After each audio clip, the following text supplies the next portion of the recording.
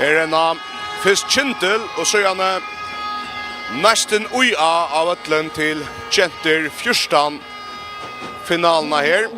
Och vi gör 80 år då.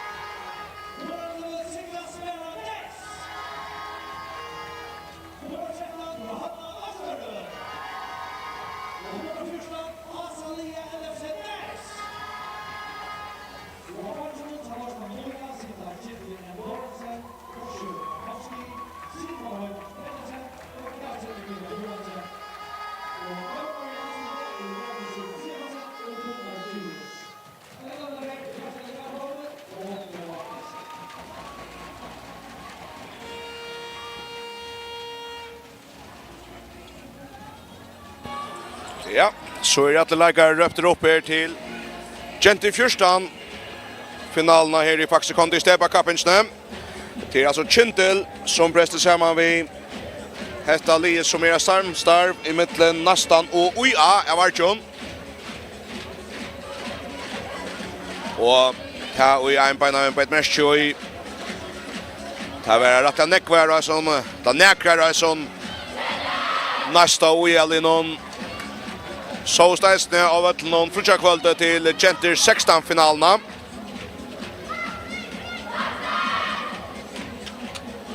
Och Neistin är som jag finns akkurat fram. En av våra favoriter här. Och här har vi vunnit innan den sista mot Kvinnur i landskapensnö.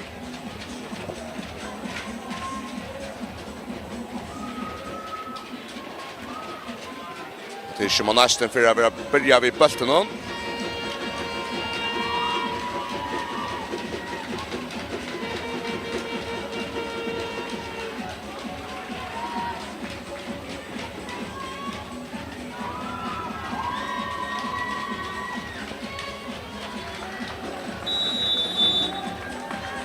Det är där vi Arino högtnad efter Vang som spelar bollen upp av strikene. Till Mina Sikri Hansdötter som är stämmer rymmarläkare. Fritjagkvälde i G14 16 finalen. Här blir de tackla på en av vägen.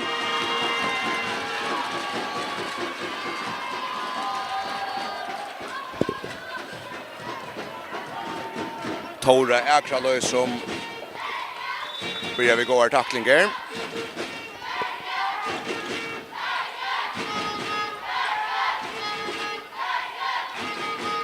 Efter Sigrid hans stötter. Så vet om man har högra Vonker. Till Hanno Thomsen.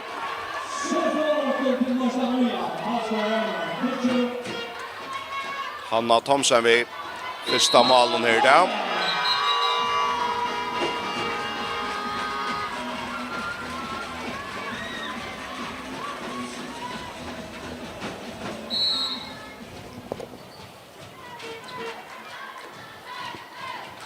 Hertes Højgaard Petersen skipar spelet tja Kyndil. Fer till vinst och till Paul och Djurus och nästa bö. Röjderna strikna till Torre Ekra Lypastren. Fer fram i och här färra nästa kvinnor och i allop efter till Asalia eller sen nästa upp man till Hanno Thomsen och Hakra Vonche.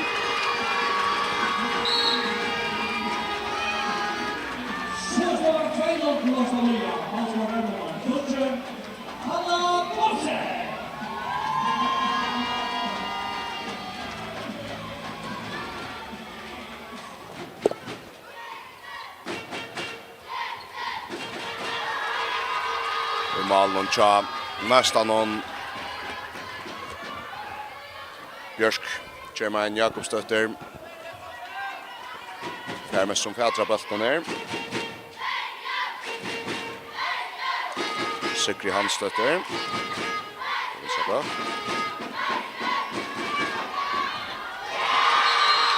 det ser väl spalta strikna tja nästan någon till Arino Högnadotter Vank.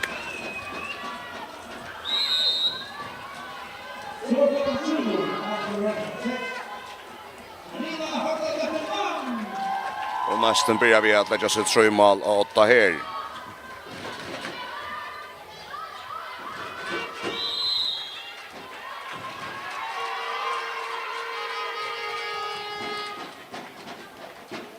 Herver Hansen är bara här av högra batche.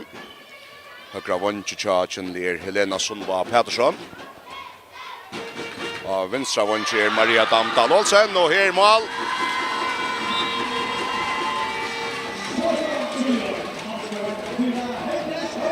Hertes Højgaard Petersen av mine.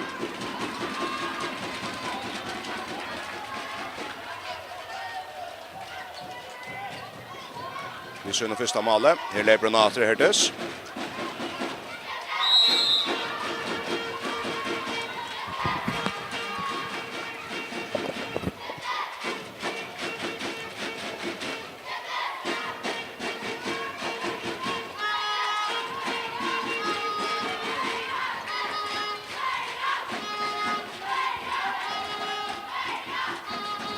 Hansen har strikna till Torre Ekra Løy och så ändar botten tja Helena Sundva Pettersson Björk Germain Jakobsdotter vid Bjerchenk Rimmar Bjerchenk för henne och returen för så vi står så golv i om för det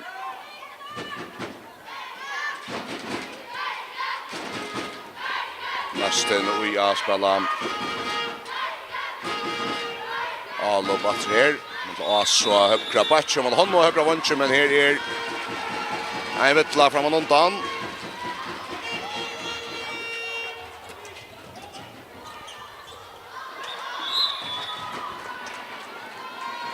här efter Paula nästa boll är bra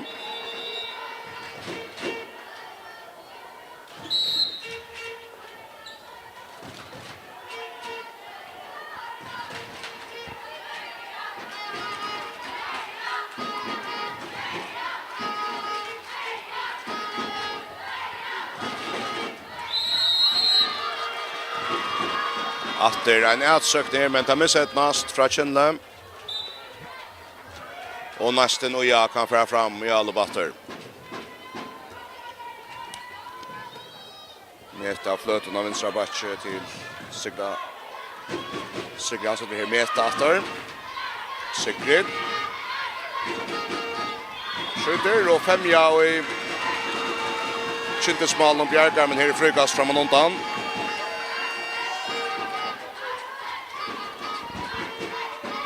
Så den strikna på till Leysand att Sigrid Hansdotter och så rymmar Bjerchenk från fra 5 og sammansätter Sol och i Kyndilsmalen. Kyndil för alla batter. Herver. Fintas sig väl i köknen och skorar.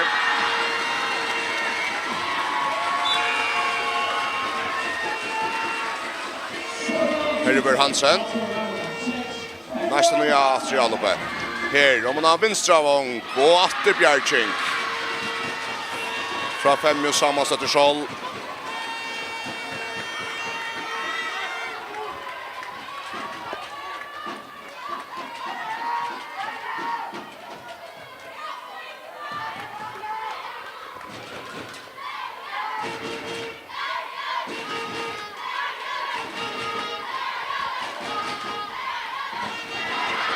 Kyndilsvägarna all over för en gänk här.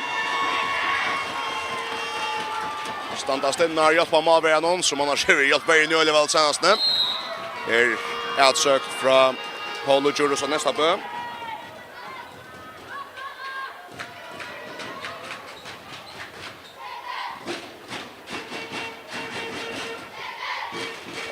Hörtes Højgaard Petsen skipa spelet. Paulo mitt fyra. Där ska vinsa backen. Rätt till högra back till Herver.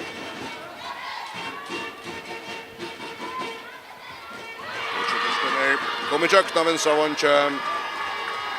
Vi Marie och Antal Olsen. Men Björk Germain Jakobsdotter center för att vi går Björking. Han Malberg distri lötna.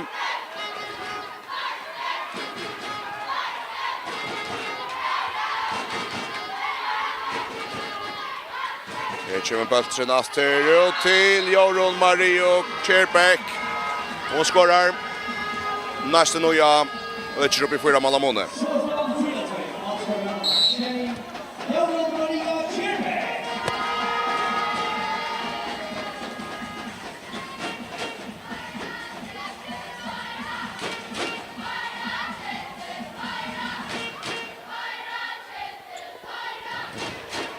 Kyndil Lebra, Paula.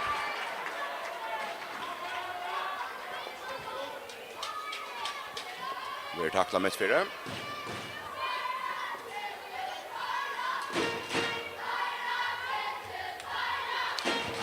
Och här röjliga gott kökken på det från Herver Hansen.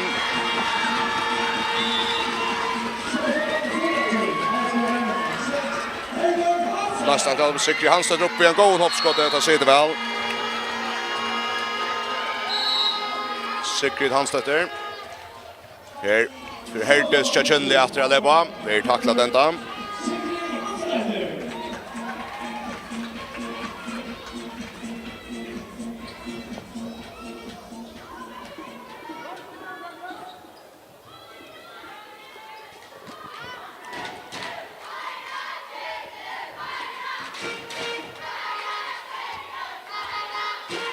Hertes till Herver. Hertes Paula. Han har vinstgång till Mario. Hertes att bli skjuta.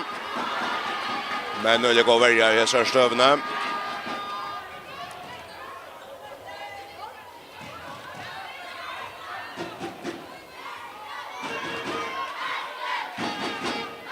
Asalia Elfsen näst här högra batchen av mina till Sigrid Hanstetter.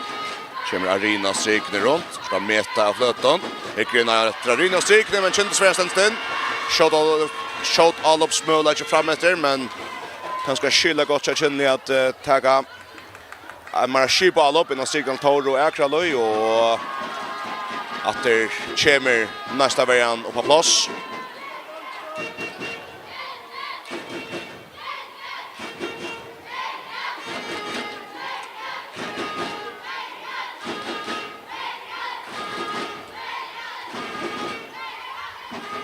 Snilt i bulter om man har högra vång, men gå Björking efter från Björk Germain Jakobsdotter.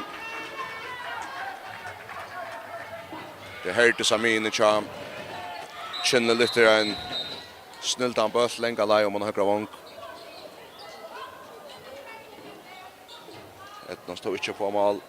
Mot och störska nästa mål var någon.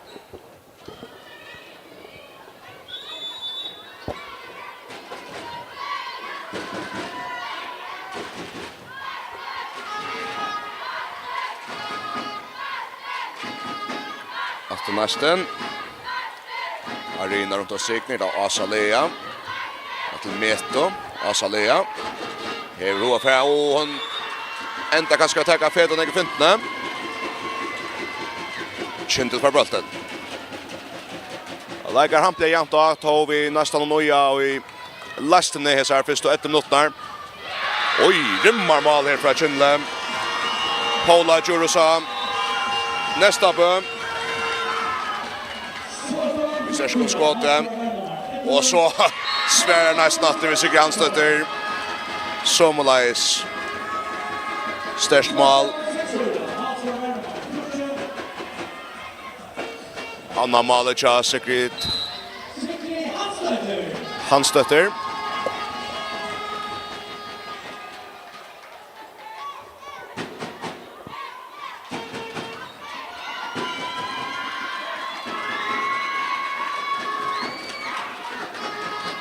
Kyndil skiftar Malberg utanför myntorna.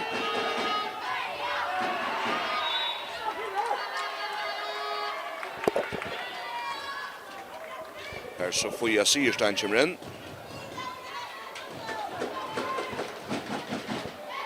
Kyndil är all uppe här. Paula. Herver. Här ser näga plåser. Rimmar Bjärking från Björskatter och i nästa mål någon. Gå att söka från Kyndil. Men störst Malberg spel. Och i nästa ända någon.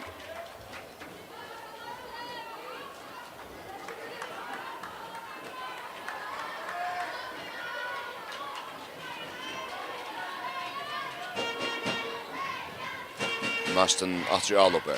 Här Meta. Mot vänster till Joro Mario. Sikra till Meto. Då Asalea. Det är näga plats över krust ut att det går värja.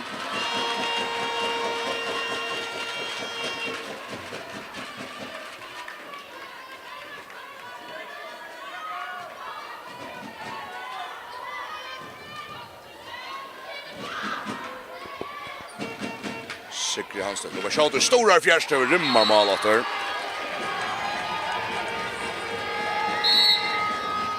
Trea malet till Sikri. Ja, nästa minne. Där. Ett gott gammaldags hoppeskott ur fjärste vom. Kyndil att vi Hertes till Herver. Att till Hertes. Och Hertes för att leva i första sökningen vill tackla. Kyndil skipa sig bara efter.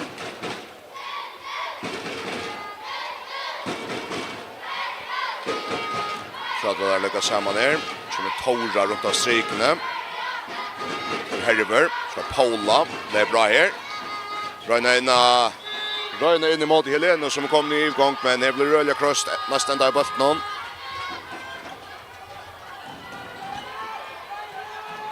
Meta. Sikri. Och Asalea. Så tycker Neistin fjärna botten. Skipa sig centra Nutjon.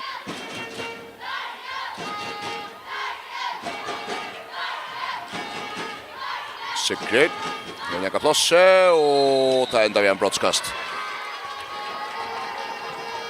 Ja, nästa med Leygardagin kör nästan någon. Sikri. Han stöter. Hever. Stäs väl. Det är så sans i all uppnä. Det tycker en Schultz här av brottskasten som hon vann sig. Och hon sätter bollen nere. Hon var i stunchna.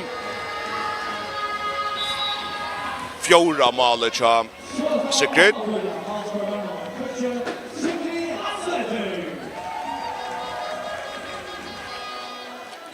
Neistin och jag framför vid förra målen. Här är det Helena Herver. Hertes. Och att det störst väldigt spel från Neistin.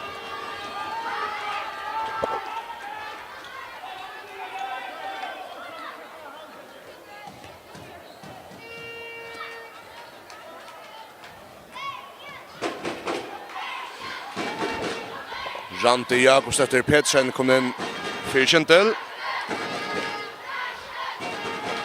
Halde vi satt i Janne, Sofia Syrstein kom inn i målgjesten til Kyndil. Neistin og Jallope.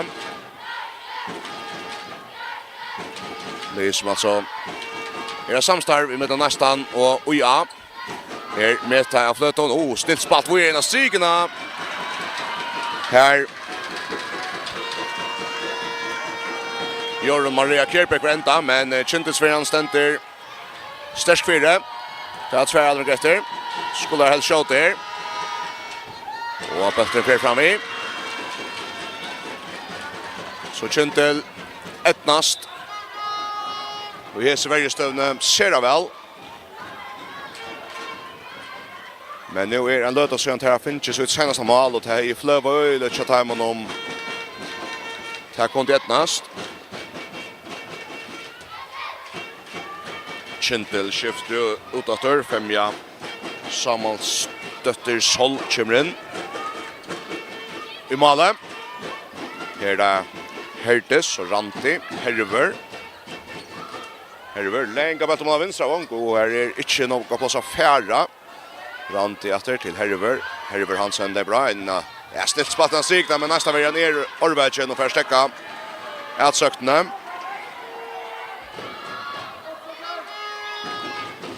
Så er det Sinti trångkonkurren her, Kyndil, her skulle skjåta. Ratteliga kjøtt. Vi er Ranti. Ja. Nu står det fjärste och nej att skjuta henne. Och det tror bolt. Nästa vägen. Ständer efter 4.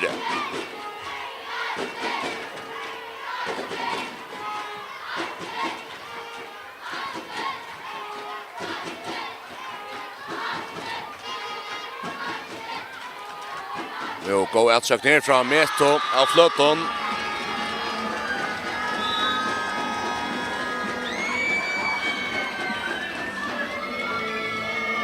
Som skorar sig första mål.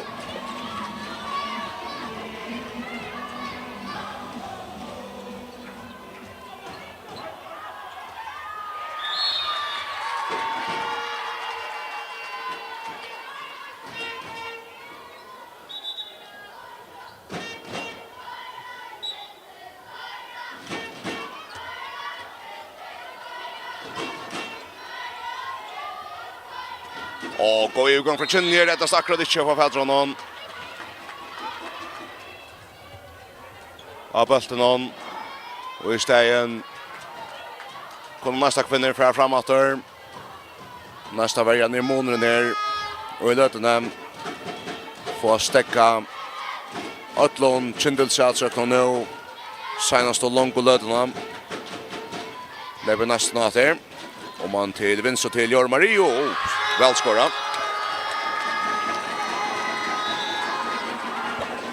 Jorunn Maria Kjærbeck av vänstra vånge. Och nu välspalt från Kyndil och strikna. Och så klappar Kyndil. Tora Äkralöj. Neistin Jallope. Asa Lea Ellefsenes vi. Gåen all-uppspel i her.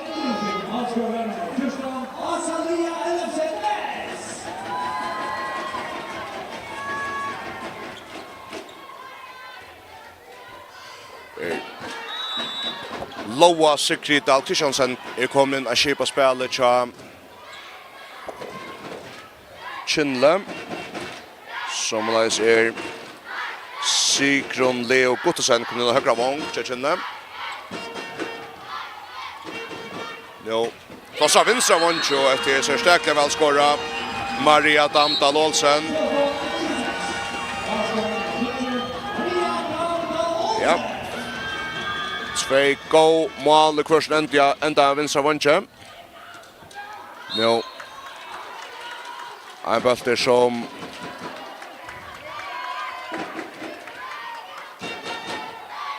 treffer et Kyndils bein, men det er ikke røvsverst. Det er Sigrid. Etter minnet til As og Leo. Og vi taklet.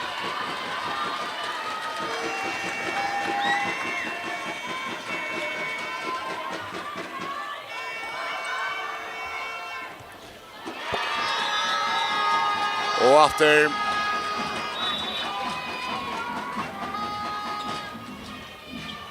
gott skott från nästan någon. Men jag sa det att vart efter Sikri Hansdötter. Det har så henne 15 mål. Och inte så upp någon att det är sökt en högra batche från Herver Hansen.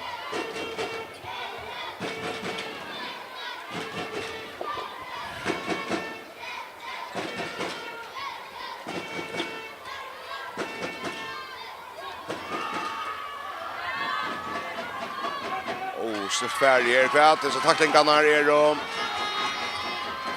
goar.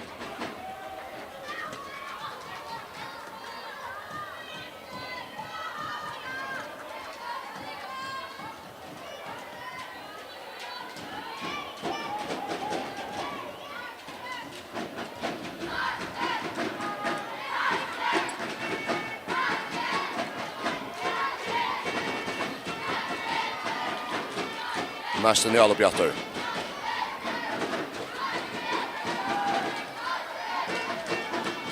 G14A kommer strik, men nästan någon. Kanske kan låta sig henne.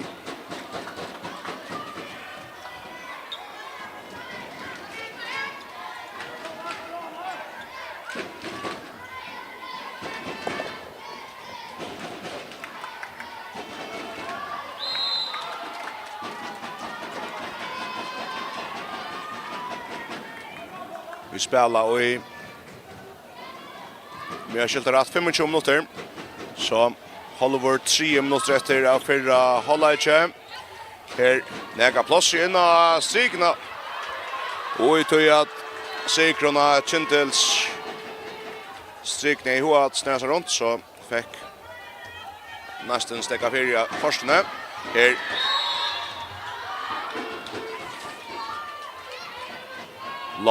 Loa Secret som kipar spelet. Fra frikast. Så lepa Kyndil och John. Goa tackling efter. Nu skulle skunda sig Kyndils center. Loa Secret till Herver. Och ett snitt skott.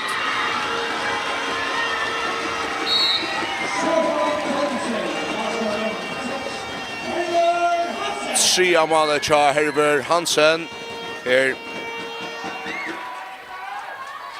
Neistin finner Katsuna Roach Uisfeld in och högra back.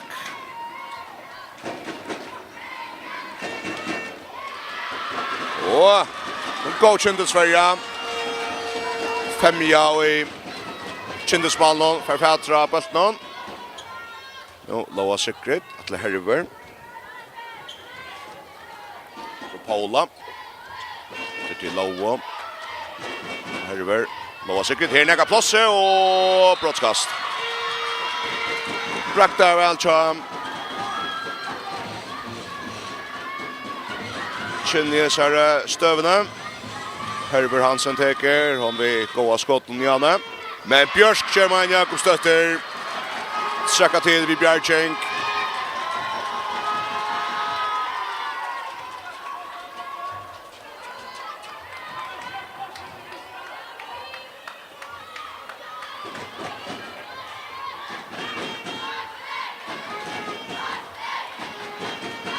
Neistin vi.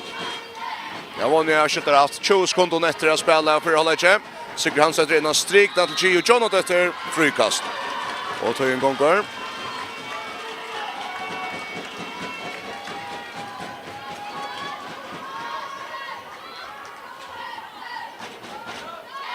Katsen, Meta, Sigrid. Och går Bjärchenk i Øvsteløt och fra Femjo sammanstötter Sol och i Kyndils Malnon. Men Neistin oja färra fäktare till Stetchen. Här är alltså 8 vid 5 mål ner. Tvär stärska värjer, 2 gå målvärju avrik. Och Neistin som hever ettnas vid flera ting och allopsliga korsen och ganska särliga vid flera skott och allopsliga än Kyndil. Såles som vi tar skriva målskyttarna här. Av oss 4 var njöjt och Så har vi Sikri Hansdøtter, Neistin og Uja finner 5 mål. Asa Lea Elfsen Ness 1 mål, Hanna Thomsen 2 mål, Meta av Fløton 1 mål, Jorun Maria Kjerbæk 2 mål, Arina Høgnadøtter Vang 1 mål. Det så det 12 målene til Neistin og Uja. Så for Kyndil, her har vi skrivet Herdes Høygård Petersen 1 mål, Herber Hansen 3 mål, Tora Akraløy 1 mål, Maria Damdal Olsen 1 mål, og Paula Djurus av Nestabø 1 mål. Det så det skjer Kyndils målene. Så Neistin og Uja her vi ser av gåen korsten, og nå hittar under med så Neistin nok stått der. Jeg har fitt av folk av bunchen Neistin og Uja. Her da ber jeg så på fra Neistin og Uja. Kunne lese til bankeren til Neistin så løs det. Her Gytle Lorentzen.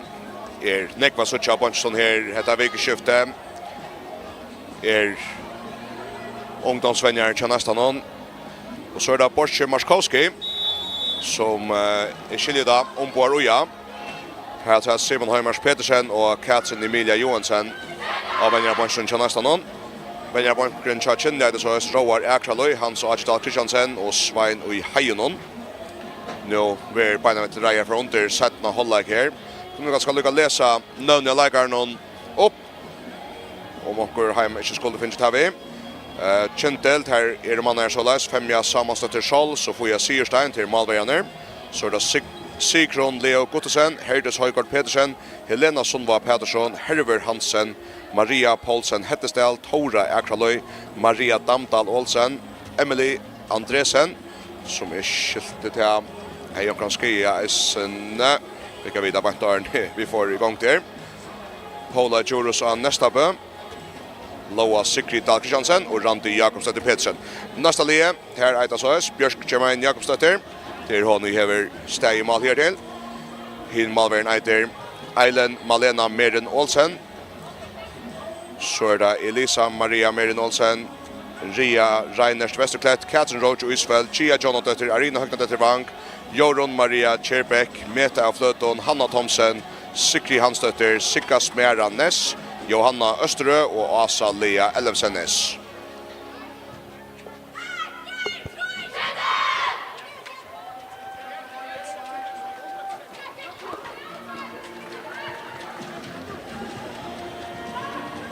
Ja, vi tok og Kyndils bunchen mot vi glemt alt. Her Roar Akraløy, Hans Ajdal Kristiansen, altså etter vennjerner, og så Svein og Heijonon. Her har jeg sett Tjaldur Simonsen, Daniel Nestabø, Søljan B. Poulsen og Inga Maria Røystøtter ved knytter at Linon vi skriver her.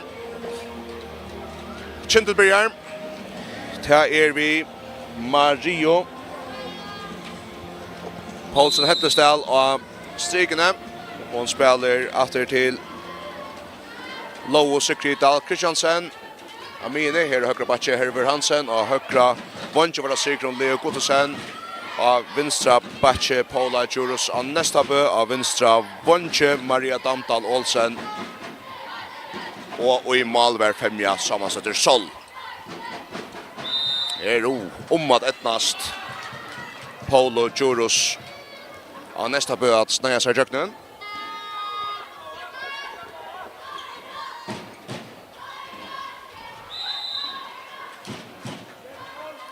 Det efter Paula som lever av en Sabatcher Kyndil, hon vill tackla.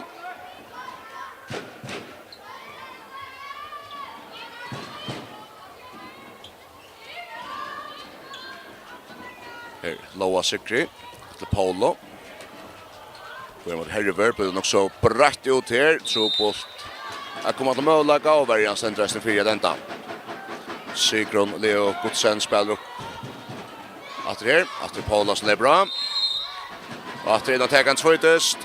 Det var frukast och här så det skumt i halva domaren det var så att här skulle vara ett svärspel efter. Arnt skal dömas för Drale, Herver Hansen, Tisha skulle skjuta hoppskott där därför om för.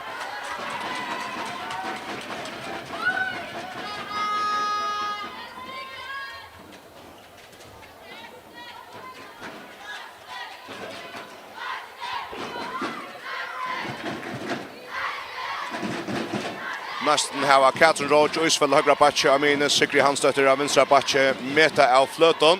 Här av vänstra av Vonche Strigelagaren Chia Jonathan ända. Skrås i första mål. Hon spelar alltså strikna.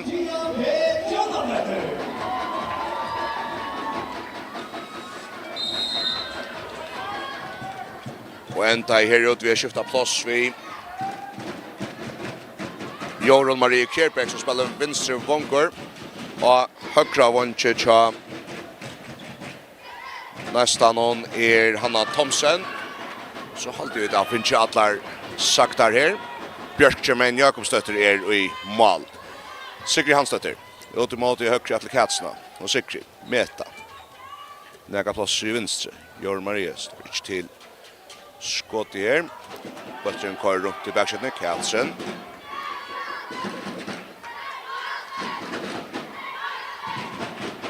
Sikra mina. Meta Flöton där bra efter att nästan färdig en övergång då är som bulten ver kvastar borster och svägna. Kyndil fär vonno hesa bergstövna.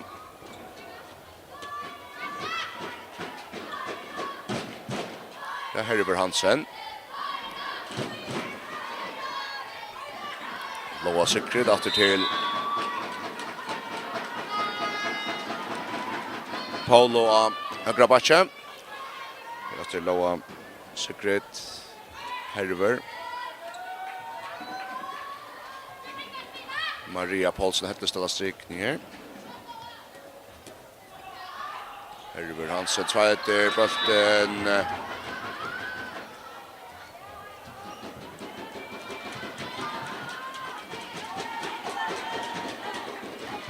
ända vi att nästa läkaren här vi innan för ta i på Pettersson.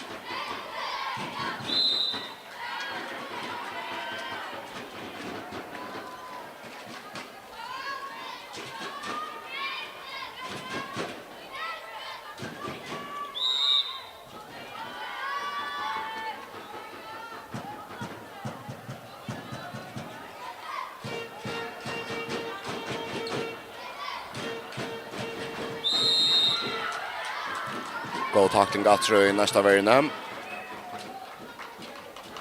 Jorun Maria av en sån vi tacklingsnä. Skulle efter till att skjuta här. Kvinnur. Och så är det gott kort i värna för att inte vara någon ansen fram emot här som Fríggjadagin vart hit till gott höjt för Kyndil till att så var det nytt allop och armen för ner. Så här du så mycket strongt och skont. Som bant över.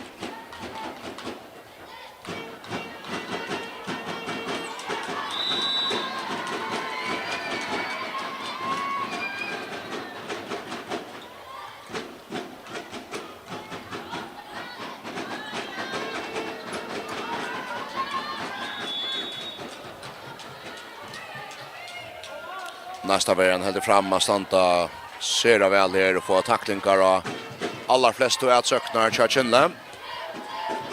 Men nu går strikspel och ta Ørstlidar i målet. Från Maria och Sigrid Tjaldur Maria Paulsen Hettestal.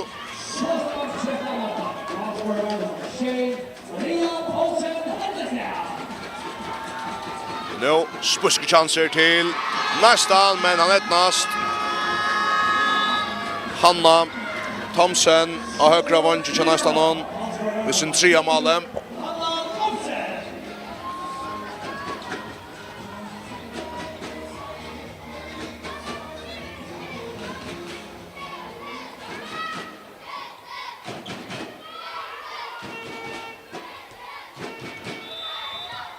Fríggjadagin Kyndil Arne som bulten blev laser.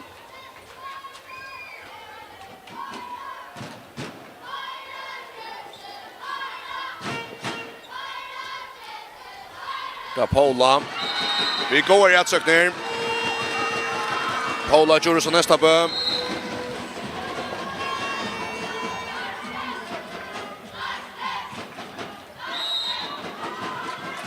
Vi går i att söka här. Så är det Kyndil Sverige som förfädrar nästa allöparen om en löta.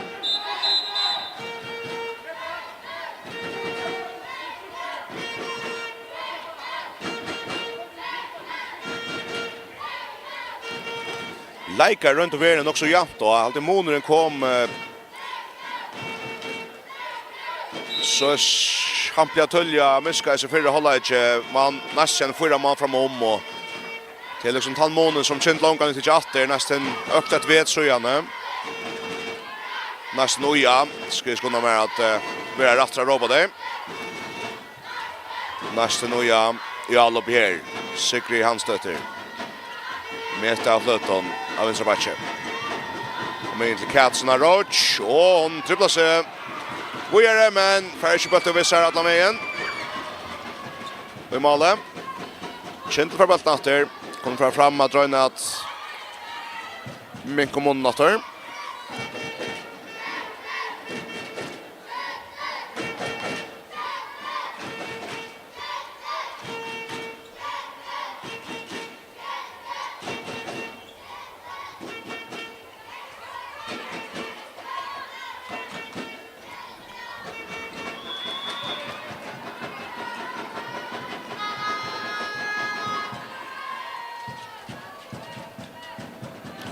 Spuske chanser, men alltid gott vångskott.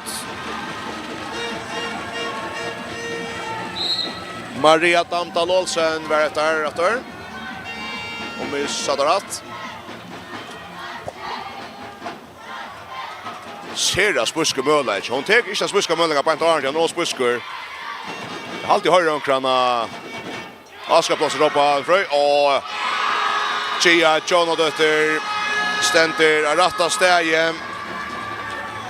Ta i fist. Femja sammansätter Sol. Hej. Finns en god bjärking. Så är det Orvätje. Spel av nästa stryk. Som ger nästan korsen för mål. Det hördes. Højgaard Pedersen av vänstra backen Kyndil. Och det är Loa Fríggjadagin sen att det hördes. Loa.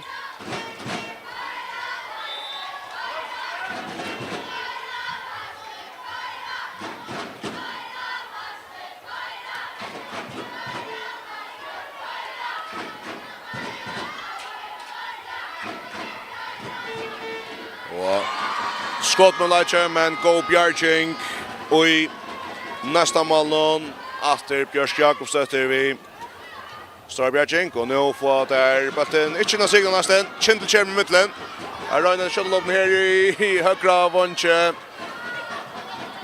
Sopol stöva Geralio och avtrubbla den där.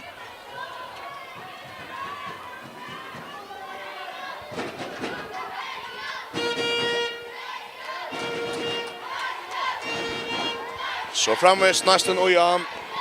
Vi är Trygg och Lastne och i Orsens FAXE kondi Stepa-final och 4 och 14 Center 14 Mesta av flöton till Sigrid Hanstötter. Oj, jag gott mål. Rymmarmål från nästan någon. Satta målet till Sigrid nästa minne.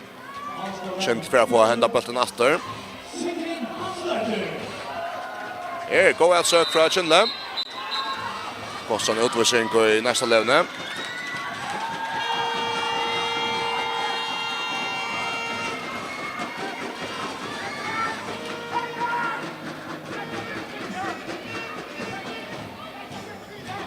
Paula Jurosa nästa bös som ständigt för Kyndils sökningar som Kyndil en 4 mål nästa 2 minuter.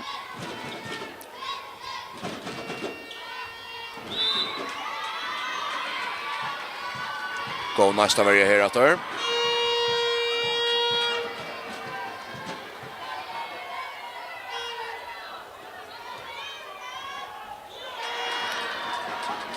Och nästa varje händer fram och stannar still.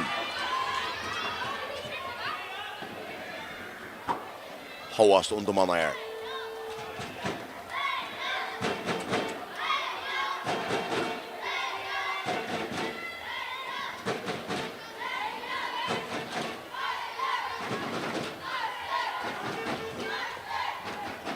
Här är det plats till Ase Leo Cham. Nästan någon tar vi brottskast.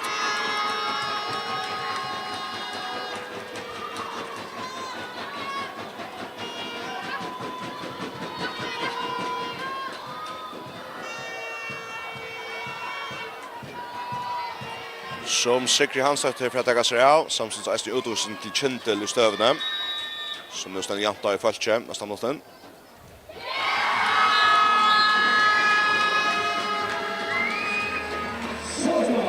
Brottskastet sitter. Det är en liten löta här man också kanske Kyndil har Søljan finns 12 man nästa all upp någon. Och där hade han vid att dysten om man var med vår så var det här han var. Men teaches som att Neistin klarar att varva då hade kallt där. Men det går alltså från Kyndil. Nej, nästa var en fyr. Nu blir det röskade på nu så senast den ekval upp nu på Paula. Jurors nästa bö.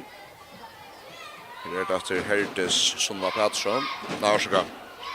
Herdes har gått Pettersson att dra. Blandar vi Heleno som var Pettersson Kyndil. Och högra vänster som akkurat nu ute. Herdes. Maria. Herdes är. Och snitt skott. Ettans väl. Herdes har gått Pettersson. Vi är någon beinrakt om skott som sker. Ur den stöven näka högre med i min också. Och den näft ner i vinstra målhåll.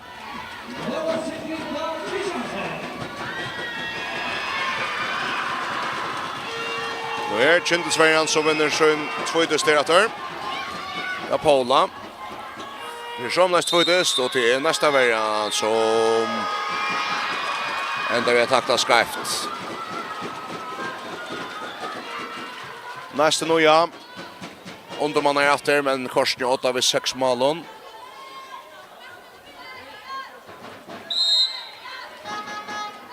Tora Ekraløy spelar uppe av strykene. Loa Sikri Dalkristiansen. Färbulten här i fyr. Rattle Herdes. Här är högra vänster Polo. Skjuter harskt och skårar. Att en lite löta Kyndil som ettans väl och månen är att som 5 mål någon här och kantissen över Lie med 5-6 mål för det allra mesta. Søljan är nästan nya FAXE skava sig han månen samman. Nästan nya nu vi attränar utvisning och skulle läsa Klara. Jag håller hötten kallt och tror jag var att det kedar här.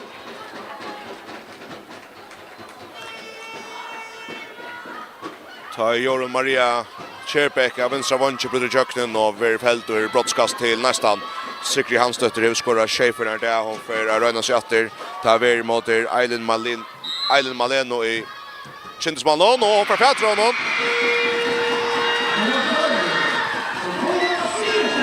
Orsaka, jag ser skräften bland vi nästa mål. Det är Sofia Syrstein som kommer in och hon bjärkar. Och i stor och stöjle Sofia Syrstein gammal och i kommer femja sammansätter Søljan. Men att det är Kyndil som minkar av månen nu. Paula Jurors nästa bö vid sin fjärde mål. Så först störst bjärging från Sofia Syrstein och i Kyndilsmålen och nu halt jag med höjre av allvara Kyndilsfolk dödja sina läkare här. Så det är inte avgjorden. Touch mot efter och Kyndil hever nu finns ett hitch näka av sån månen tja nästan nya efter. Då så svär nästan att nu. Sikri Hansdottir.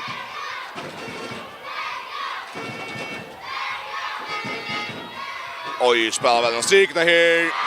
Och det här är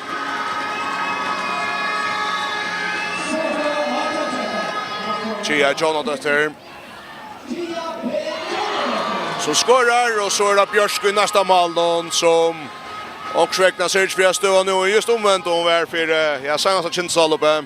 Då först var Go Björking och mål så nu är det gott mål och Go Björking. Och i nästa och i allövne. Nästa nu ja. Teget tämmer all efter av stövne. Meta flöton. Sikri Hansdötter. Att romsa till Katsna Roach. Katsna Roach och Isfält där tror. But om man vunnen. Kan få det på sjur här i högra vånche. Här får fota sig Kyndil först. Bant Arne Hanna Thomsen där på jöknen.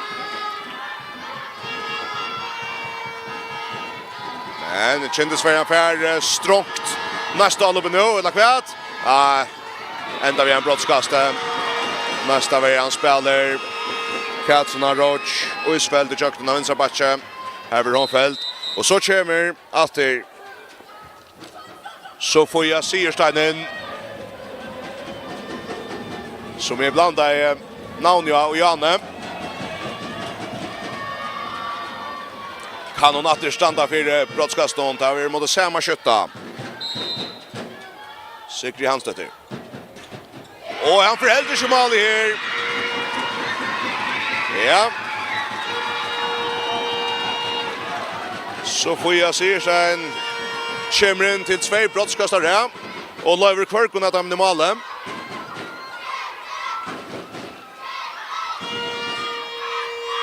Och nu har du satt där rope av Olvara. Eller av Olvara pakna rope. Ropen i haver alla töjna. Och i Kyndilslövne. Överhöver go rope från alla i hötterna. En sån där är allt vikskifte. Kyndil Färt Herman att dra bulten här efter att ha släppt han till löto. Ja, Loa Sikri att till Herver helt om man har vinstra vång och här sen oj Go Björking. Björsk. Chairman Jakob Stötter efter vi Björking.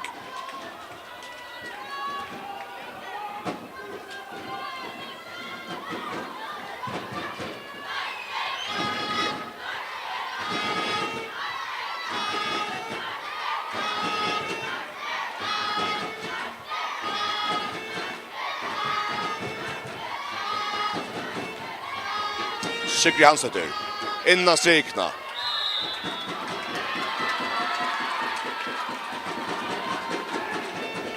Go Kyndil Sverige här.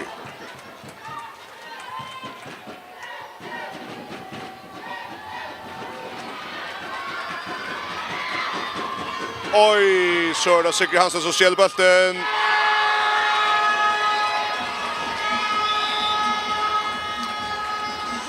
Och Spittler Kyndil spel här.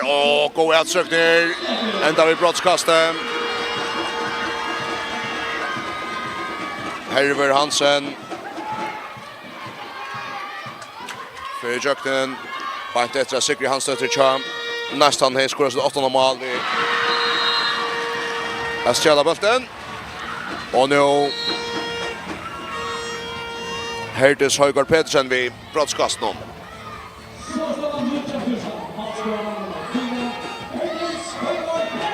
Hon natras 5 mål någon. 6-0 efter. Det var spalt från nästa någon. En bulter. Fram in till Arin och högna till vanka striken i nästa någon. Och Kyndils för att allt för allt. Herver Hansen. Och så Sikri Hansdötter.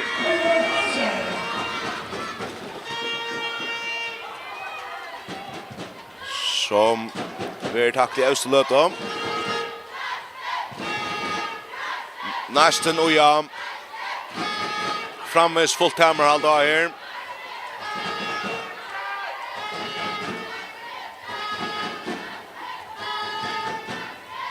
Och spelar skiball och spel. Sikri Hansdötter greier toppskytten där vi så någon 8 mål och skiball spelar. Vinstra till meter av flöten som en ivegång från Jörn Maria vinstra vånskjøsten. Her så bøttes inn i deg, sikker for han. Kyndil. Her var Øljan skund til Kyndil. där ska ettan stämma och när kan hosta att få vunnit så 5 nästa ojamal i åter. Men jag kändes det som inte ordentligt vill jag släppt nästan nästan har haft trivaliga mån för det mesta. Nu åter en Jerby utsökt från Kyndil. Very god tackling och i nästa vägen ner från Meto av flöten. Här över Hansen till Kyndil. För platser. Brottska snart.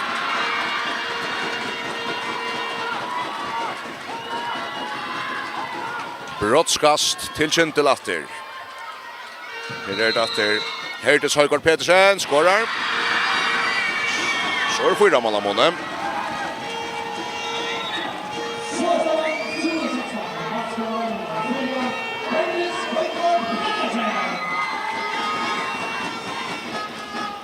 Neistin skulle nu Neistin minnas ju att det här var framme i Stermal där går skrivning för Fissor och tycker han sätter för en till out att Geron.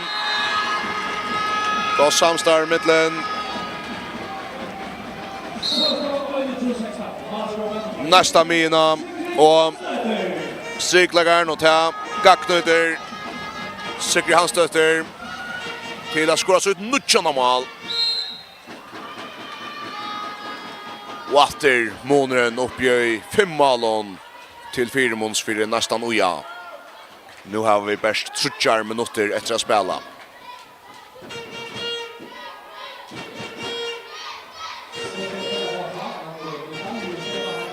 Och Neistin stjäler bollen.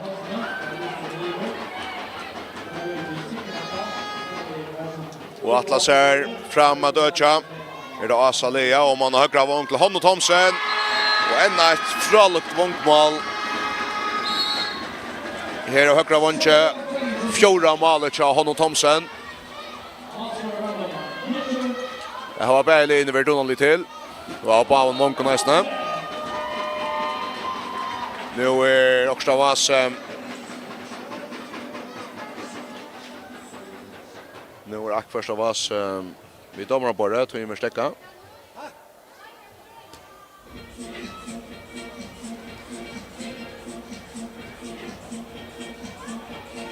Det är helt inte ordentligt att ökler voice och kvart det som är det Vas här.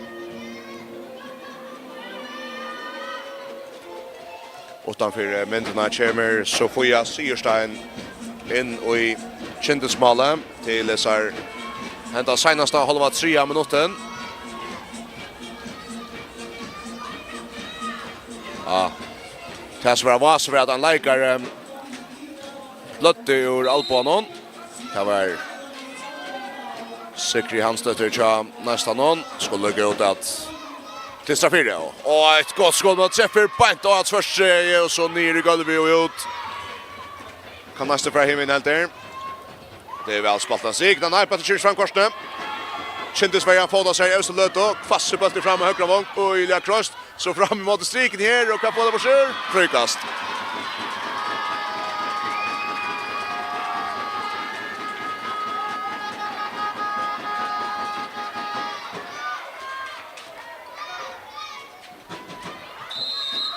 Kyndil Astrial upp en runt att Mikko Monen här sen så lötnar av FAXE kondi steba finalen i charm. Kyndil fyrstan och här kedar vi en vökromal här.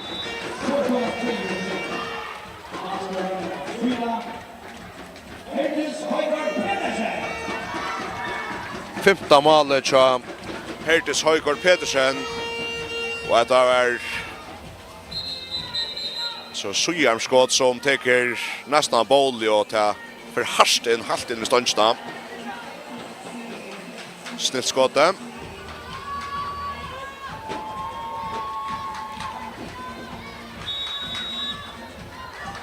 Tojen gånger emot i att Neistin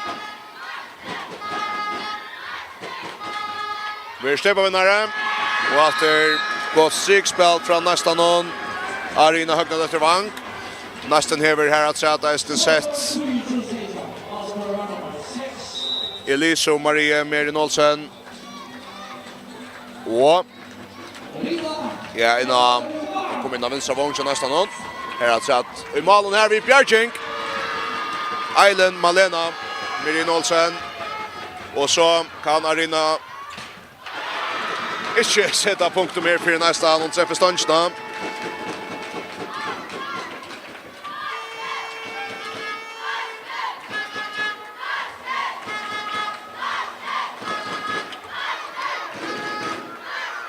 Eisen Ria Reinerst Vesterklätt kommer in av nästa li här till Österlötnar.